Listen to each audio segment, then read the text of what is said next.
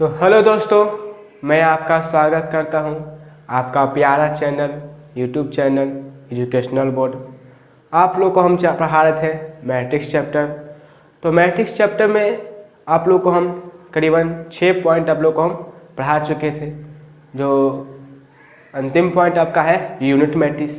तो unit matrix के बारे में आप लोग को हम पढ़ा चुके थे। डायगोनल मैट्रिक्स पढ़ाएँ और स्केलर मैट्रिक्स पढ़ाएँ, रेक्टेंगल मैट्रिक्स हुआ, S1 के बारे में हम लोग को हम बता चुके हैं। तो आज हम लोग उसी से रिलेटेड अगला पॉइंट में चलेंगे, जिसका नाम है आप लोग अपर ट्रायंगुलर मैट्रिक्स। जिस पर आप लोग बोर्ड पर देख लेंगे अपर ट्रायंगुलर मैट्रिक्स है, ठीक है। तो अपर ट्रायंगुलर मैट्रिक्स क्या होता है? वैसा मैट्रिक्स जो डायगोनल मैट्रिक्स के नीचे के प्रत्येक अवयव 0 हो, ठीक है। वैसा मैट्रिक्स जो डायगोनल मैट्रिक्स के नीचे के प्रत्येक अवयव 0 हो, उसे हम लोग अपर ट्रायंगुलर मैट्रिक्स कहते हैं। तो देखिए, इस डिफिनेशन में हम लोग को एक पॉइंट आया जिसका नाम है डायगोनल मैट्रिक्स। तो डायगोनल मैट्रिक्स के बारे में आप लोग हम बता चुके हैं, एक बार फिर से रिपीट करते हैं। डायगोनल मैट्रिक्स क्या है? वैसा मैट्रिक्स जिसका विकर्ण कुछ भी हो, बाकी शेष अवयव 0 हो, उसे हम लोग क्या कहते हैं? डायगोनल मैट्रिक्स, ठीक है। तो अपर ट्रायंगुलर मैट्रिक्स में क्या है? वैसा मैट्रिक्स जो डायगोनल मैट्रिक्स के नीचे के प्रत्येक अवयव 0 हो, प्रत्येक अवयव 0 हो, उसे हम लोग डायगोनल मैट्रिक्स कहते हैं। तो देखिएगा, डेट इज एग्जाम्पल के थ्रू आप लोगों को समझा देते हैं, ठीक है। तो देखिए, एग्जाम्पल हम लेते हैं, अपर ट्रायंगुलर मैट्रिक्स है, ठीक है। इसका एग्जाम्पल देख लीजिए। इसका एग्जाम्पल हम लोग लेते हैं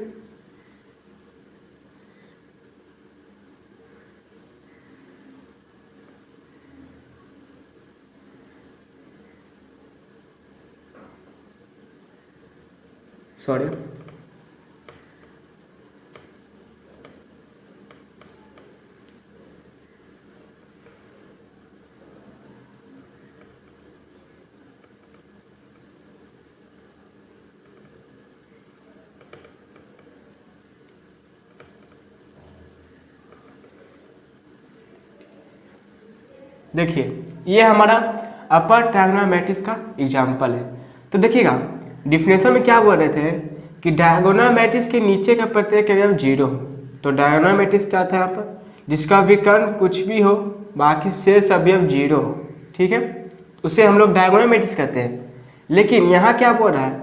उसके नीचे के प्रत्येक अवयव, यानी कि नीचे का अवयव 0 हो, बाकी शेष अवयव कुछ भी हो, उससे कोई फर्क नहीं पड़ता, ठीक है। तो यहाँ क्या बोल रहा था? डायगोनल के नीचे का प्रत्येक अवयव 0 हो, उसे हम लोग अपर ट्रायंगुलर मैट्रिक्स कहते हैं, ठीक है। आप लोग मेरे ख्याल से समझ गए होंगे। तो यहाँ आप लोग भी एक पॉइंट और लिख सकते हैं कि A = AIJ किसी मैट्रिक्स में, ठीक है, किसी मैट्रिक्स में I > J हो तो, I रो है, J कॉलम है, ठीक है। I > J हो तो AIJ = 0 होगा, ठीक है। यही उससे हम लोग अपर ट्रायंगुलर मैट्रिक्स कहते हैं, ठीक है। अपर ट्रायंगुलर मैट्रिक्स आप लोग को हम बता चुके, ठीक है। अब नेक्स्ट पॉइंट आपका है लोअर ट्रायंगुलर मैट्रिक्स, ठीक है। तो लोअर ट्रायंगुलर मैट्रिक्स के बारे में आपको हम बताते हैं, ठीक है। तो देखिए, लोअर ट्रायंगुलर मैट्रिक्स क्या है?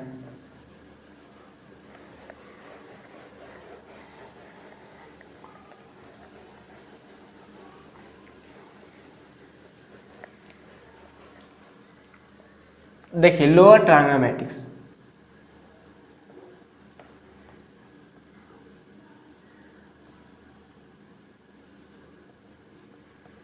ठीक है, लोअर ट्रायंगुलर मैट्रिक्स, ठीक है। तो लोअर ट्रायंगुलर मैट्रिक्स क्या है? तो देखिएगा, लोअर ट्रायंगुलर मैट्रिक्स वैसा मैट्रिक्स जो डायगोनल मैट्रिक्स के ऊपर के प्रत्येक अवयव 0 हो, बाकी कुछ भी हो, ठीक है। वैसा मैट्रिक्स जो डायगोनल मैट्रिक्स के ऊपर के अवयव 0 हो, उसे हम लोग लोअर ट्रायंगुलर मैट्रिक्स कहते हैं, ठीक है। वैसा मैट्रिक्स जो डायगोनल मैट्रिक्स के ऊपर के प्रत्येक अवयव 0 हो उसे हम लोग लोअर ट्रायंगुलर मैट्रिक्स कहते हैं। तो जिस पर आप लोग को हम पहले ही बता चुके हैं कि डायगोनल मैट्रिक्स क्या है, कि वैसा मैट्रिक्स जिसका विकर्ण कुछ भी हो बाकी शेष अवयव 0 हो उसे हम लोग डायगोनल मैट्रिक्स कहते हैं। तो इसमें लोअर ट्रायंगुलर मैट्रिक्स में क्या है, इसमें बोला है कि आपका डायगोनल मैट्रिक्स के ऊपर के प्रत्येक अवयव 0 हो उसे हम लोग लोअर ट्रायंगुलर मैट्रिक्स कहते हैं। ठीक है, तो देखिए इसका एग्जांपल आप लोग समझ गए लोअर ट्रायंगुलर मैट्रिक्स क्या है। तो देखिए एग्जांपल के थ्रू से आपको अच्छी तरह से समझ में आ जाएगा कि लोअर ट्रायंगुलर मैट्रिक्स क्या है। तो देखिएगा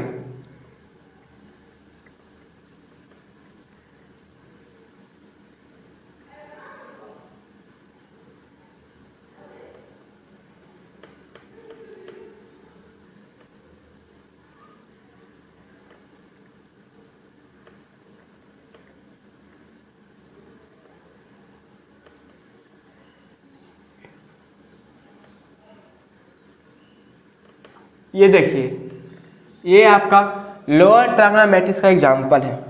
ठीक है, देखिएगा इसका विकर्ण कुछ भी है, अब इसके ऊपर क्या है भैया 0 है, उसी को हम लोग लोअर ट्रायंगुलर मैट्रिक्स कहते हैं। ठीक है, तो इसमें भी हम लोग लिख सकते हैं यदि A इक्वल टू AIJ किसी मैट्रिक्स में I less than lower upper triangular matrix में क्या बोले I greater than J।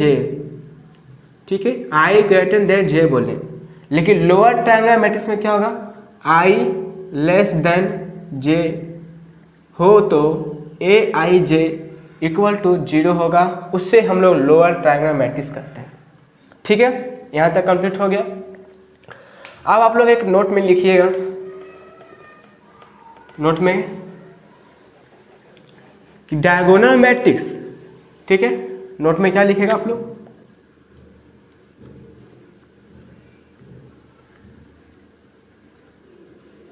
Note में लिखेगा कि डायगोनल मैट्रिक्स और upper triangular matrix and lower triangular matrix दोनों प्रकार के होते हैं। ठीक है, नोट में आप लोग लिखिएगा डायगोनल मैट्रिक्स। ठीक है, नोट में क्या लिखेगा डायगोनल मैट्रिक्स और upper triangular matrix and lower triangular matrix दोनों प्रकार के होते हैं। ये पॉइंट आप लोग नोट में लिख लीजिएगा। ठीक है, अब एक नेक्स्ट पॉइंट और है, उसको आप लोग भी नोट में लिख लीजिएगा, यानी कि सेकेंड पॉइंट में सेकेंड नोट नंबर में। नोट नंबर सेकेंड में आपको क्या लिखेगा कि यदि डायगोनल मैट्रिक्स का मान, ठीक है ध्यान से समझिएगा, डायगोनल मैट्रिक्स का मान डिटर्मिनेंट फॉर्म में अगर निकालना रहे, ठीक है, डायगोनल मैट्रिक्स का मान डिटर्मिनेंट फॉर्म में निकालना रहे तो उसके विकर्ण के गुणनफल के बराबर होता है। ठीक है, क्या होगा डायगोनल मैट्रिक्स का मान अगर डिटर्मिनेंट फॉर्म में निकालना रहे तो उसके विकर्ण के गुणनफल के बराबर होता है। जिस पर आप लोग एग्जाम्पल के थ्रू समझिएगा। देखिए एक एग्जाम्पल हम लोग लेते हैं, अभी हम लोग नोट में जाने कि क्या जाने, तो डायगोनल मैट्रिक्स का मान अगर डिटर्मिनेंट फॉर्म में निकालना रहे तो उसके विकर्ण के गुणनफल के बराबर होता है। तो देखिएगा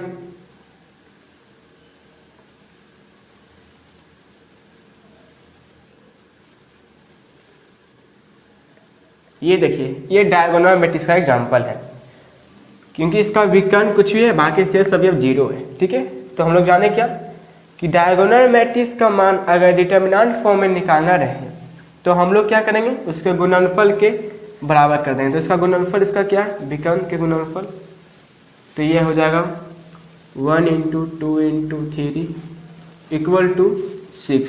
ये हमारा गुणनफल निकल के आया। तो यही नोट में हम लोग आपको बताए कि डायगोनल मैट्रिक्स का अगर मान डिटर्मिनेंट फॉर्म में निकालना रहे तो उसके विकर्ण के गुणनफल के बराबर होता है। ठीक है, तो नोट यहाँ कंप्लीट हो गया। अब हम लोग चलते हैं नेक्स्ट।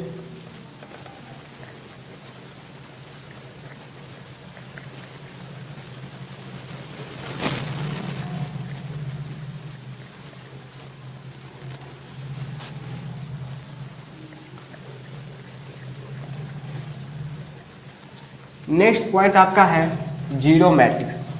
क्या है?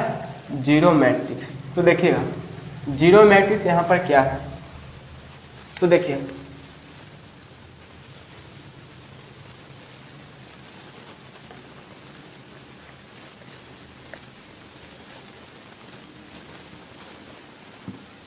जीरो मैट्रिक्स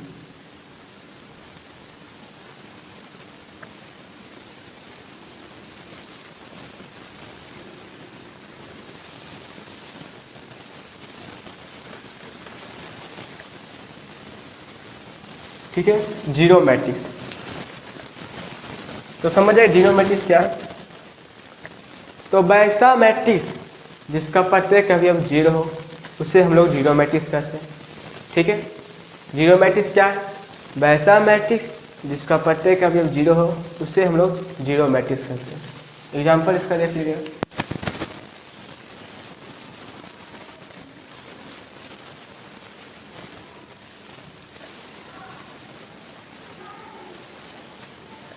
इसका प्रत्येक अवयव जीरो हो उसे हम लोग जीरो मैट्रिक्स कहते हैं। ये आपका एग्जाम्पल हो गया। ठीक है, तो मेरे ख्याल से आप लोग अच्छी तरह समझ में आ गया होगा कि जीरो मैट्रिक्स के बारे में क्या है। ठीक है, अब हम लोग नेक्स्ट पॉइंट आप लोग चलेंगे इक्वल मैट्रिक्स। क्या नाम है उसका? उस टॉपिक का नाम है इक्वल मैट्रिक्स। ठीक है, तो हम लोग जानते हैं इक्वल मैट्रिक्स भी क्या है।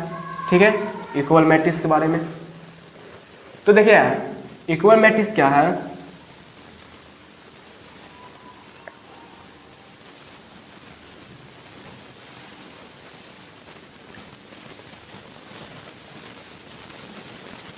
इक्वल मैट्रिक्स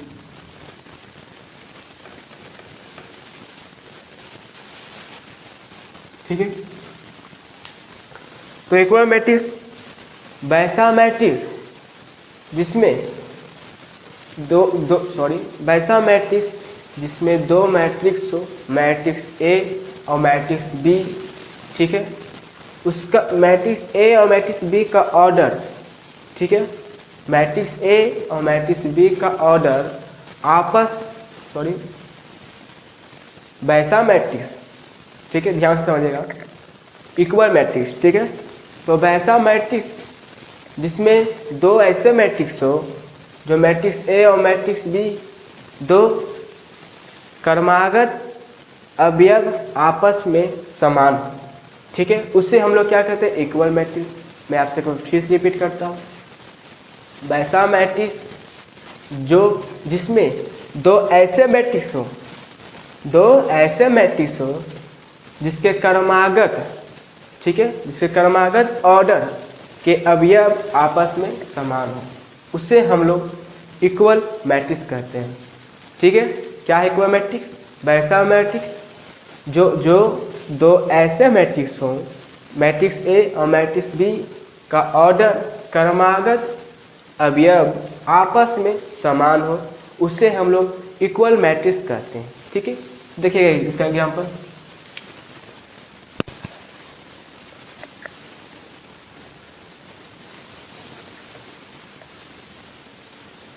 मैट्रिक्स ए ले लेते हैं। ठीक है, दो मैट्रिक्स है तो हम लोग मैट्रिक्स और ले लेंगे।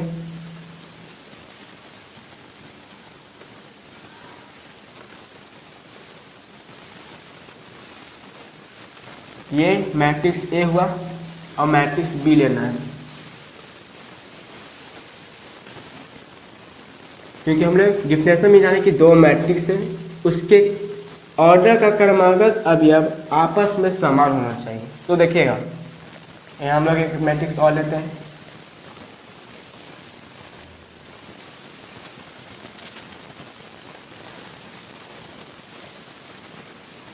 देखिए यहाँ हम लोग दो मैट्रिक्स लेनी है।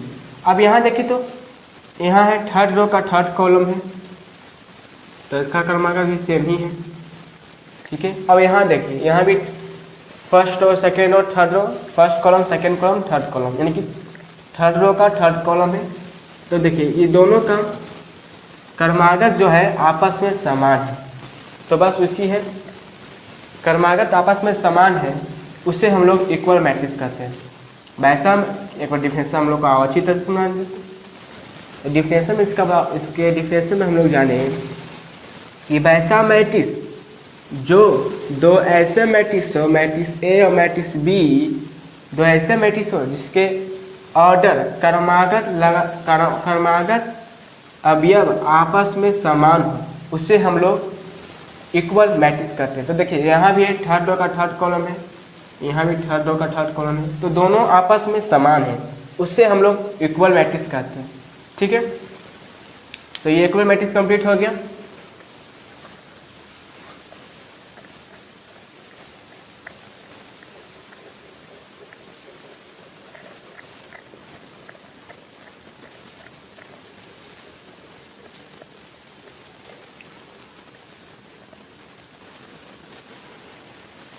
अब एक नोट में और जानिएगा, नोट में आप लोग लिखिएगा। ठीक है, तो देखिए नोट में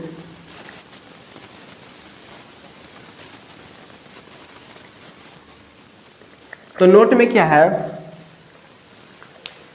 कि वैसा मैट्रिक्स, ठीक है, यदि किसी मैट्रिक्स में, या वैसा मैट्रिक्स बोले दोनों एक ही चीज है, यदि किसी मैट्रिक्स में कोई कांस्टेंट से गुना करते हैं तो वह कांस्टेंट मैट्रिक्स के सभी अवयवों में गुना होता है। ठीक है, यानी कि आप लोग एक बात अच्छी तरह समझ आइए कि एक मैट्रिक्स है, ठीक है, एक मैट्रिक्स को अगर किसी कांस्टेंट से गुना करते हैं, ठीक है, किसी कांस्टेंट से गुना करते हैं तो वह मैट्रिक्स के उसमें जितना अवयव रहेगा उसमें सभी में मल्टीप्लाई होगा। ठीक है, तो आप लोग इसको नोट में लिख लीजिएगा। तो हम लोग एग्जाम्पल एक समझते हैं। यदि किसी मैट्रिक्स में किसी कांस्टेंट से मल्टीप्लाई करते हैं तो वह मैट्रिक्स के सभी अवयवों में मल्टीप्लाई होता है।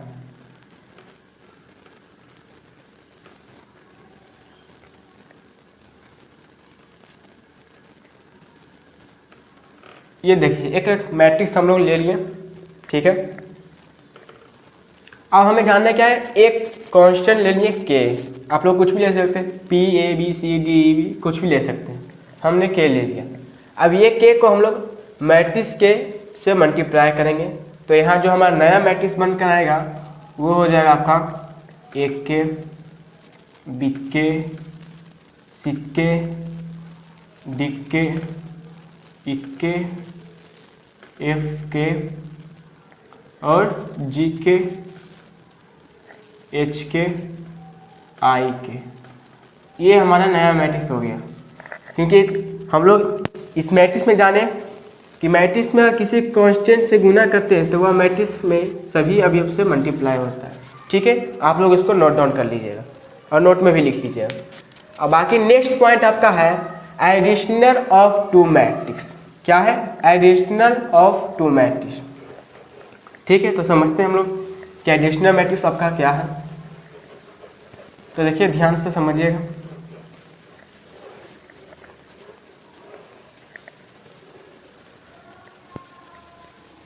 तो देखिए क्या है आपका एडिशनल,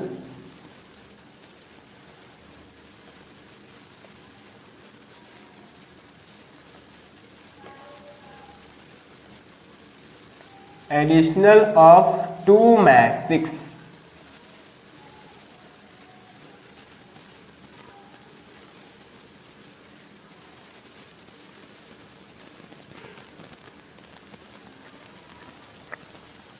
सॉरी,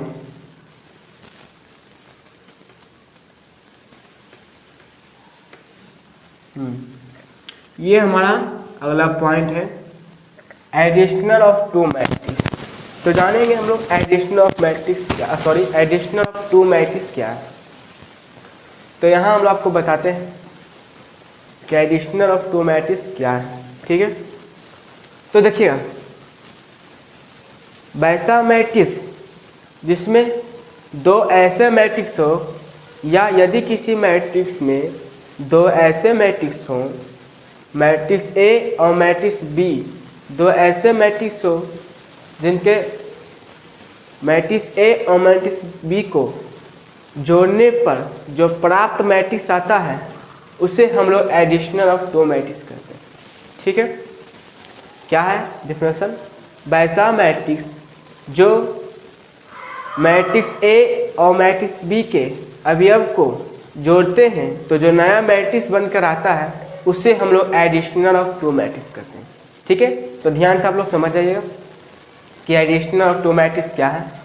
तो वैसा मैट्रिक्स जिसमें मैट्रिक्स ए और मैट्रिक्स बी दो ऐसे मैट्रिक्स हो, ठीक है, क्या हो, यदि किसी मैट्रिक्स में दो ऐसे मैट्रिक्स हो जो मैट्रिक्स ए और मैट्रिक्स बी के अवयवों को जोड़ते हैं तो जो नया मैट्रिक्स आता है उसे हम लोग एडिशनल ऑफ टू मैट्रिक्स कहते हैं। ठीक है, तो देखिएगा एग्जाम्पल हम लोग लेते हैं। एग्जाम्पल के थ्रू आप लोग हम समझते हैं। इसका हिंदी लिखिएगा तो अवयव का जोड़ लिख दीजिएगा। ठीक है, देखिएगा एग्जाम्पल।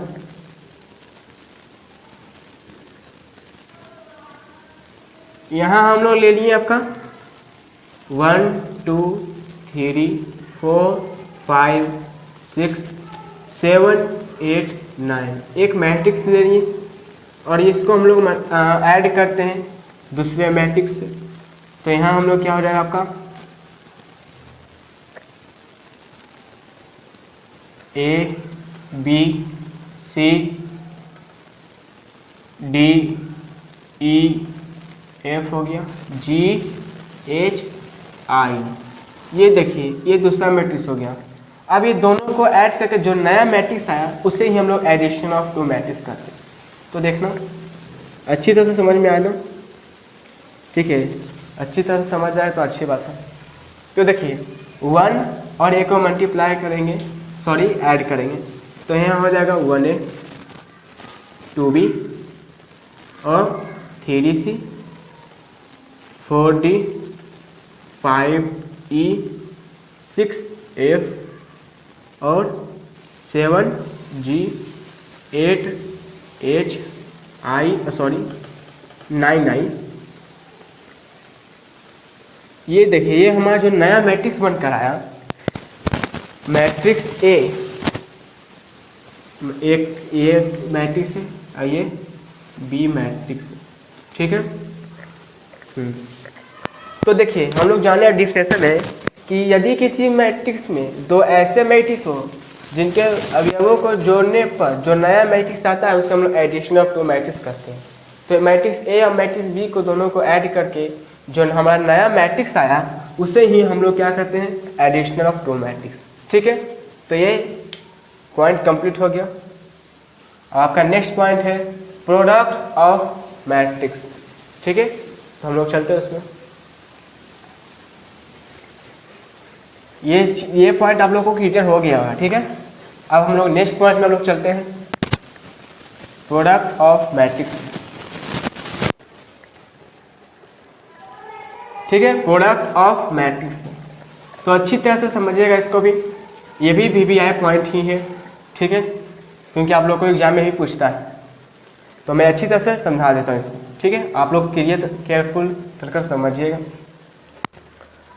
ठीक है, तो देखना यहाँ हम लोग का क्या है, आप लोग में क्या है, तो प्रोडक्ट ऑफ मैट्रिक्स है।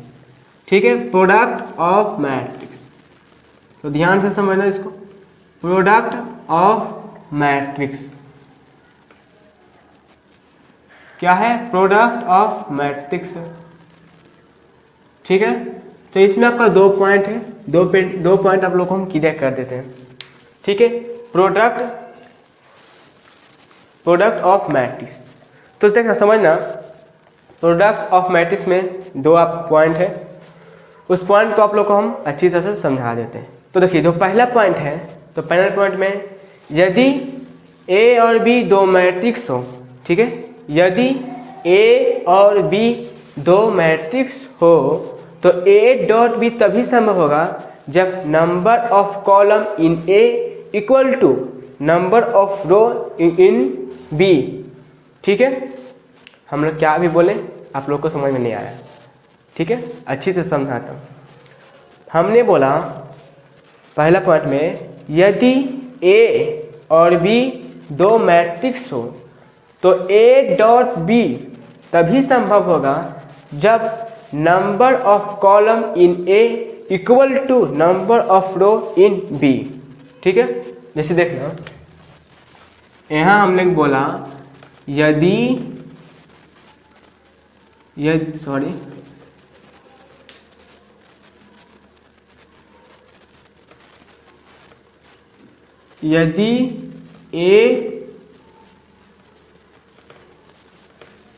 यदि ए एंड बी दो मैट्रिक्स हो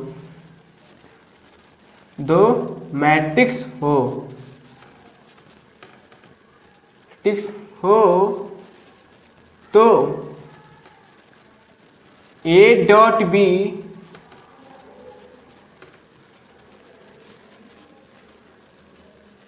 तभी संभव होगा।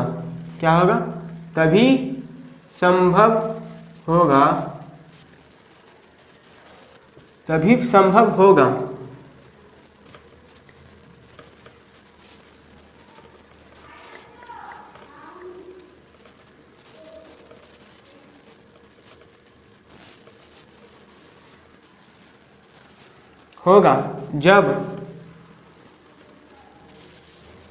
जब नंबर ऑफ कॉलम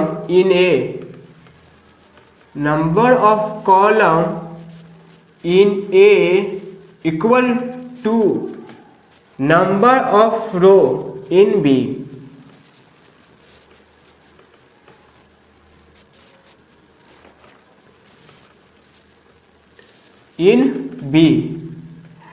यानी कि मैट्रिक्स ए में कॉलम की संख्या और मैट्रिक्स बी में यहाँ रो होगा। ठीक है, तो यदि ए और बी दो मैट्रिक्स हो तो ए डॉट बी तभी संभव होगा जब number of column in A equal to number of row in B. यानी कि मैट्रिक्स ए में कॉलम की संख्या और मैट्रिक्स बी में रो की संख्या आपस में बराबर हो। ठीक है, तभी ए डॉट बी संभव होगा। अब सेकेंड पॉइंट में है उसी प्रकार।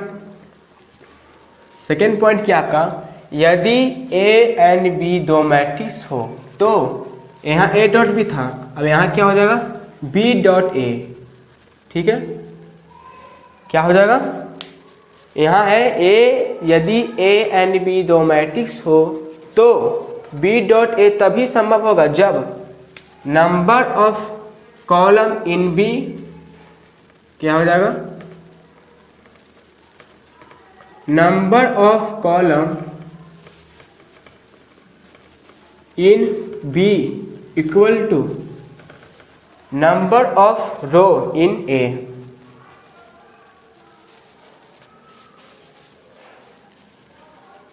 Number of column in B equal to number of row in A. हाँ ठीक है, अब देखना यहाँ हम लोग दो पॉइंट जाने। पहला पॉइंट है यदि ए एंड बी दो मैट्रिक्स हो तो ए डॉट बी तभी संभव होगा जब number of column in A equal to number of row in B. यानी कि मैट्रिक्स ए में कॉलम की संख्या और मैट्रिक्स बी में रो की संख्या आपस में इक्वल हो तो ही ए डॉट बी होगा।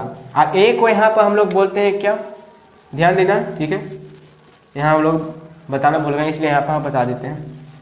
यहाँ पर क्या बताना था हमें, ए का हम लोग बोलेंगे प्री फैक्टर और बी को यहाँ बोलेंगे हम लोग पोस्ट फैक्टर। क्या बोलेंगे, पोस्ट फैक्टर।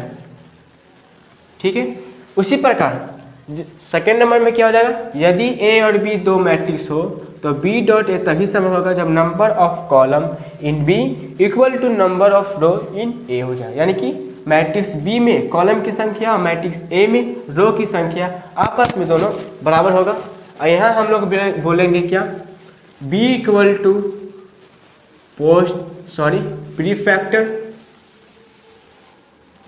ध्यान से यहाँ समझना। ठीक है, और यहाँ ए को बोलेंगे पोस्ट फैक्टर। ठीक है, यहाँ तक समझ में आ गया होगा मेरे ख्याल से। ठीक है, तो यहाँ प्रोडक्ट ऑफ मैट्रिक्स में 2 पॉइंट आप लोग को हम कंप्लीट कर दिया। ठीक है, मेरे ख्याल से आप लोग को अच्छी तरह से जितना भी पॉइंट आज बताएं, मेरे ख्याल से आप लोग को अच्छी तरह से समझ में आ गया होगा। ठीक है, अगर नहीं आएगा तो वीडियो को रिपीट करके देखें, अच्छी तरह समझ में आ जाएगा। ठीक है, तो मिलते हैं हम लोग नेक्स्ट क्लास की ओर। ठीक है, थैंक यू। उससे पहले आपसे मैं एक रिक्वेस्ट करना चाहते हैं, अगर चैनल पर पहली बार हो तो चैनल जरूर सब्सक्राइब करिए और बगल बेल आइकन को भी प्रेस करिए और जितना हो सके इस वीडियो को लाइक करें और शेयर करें।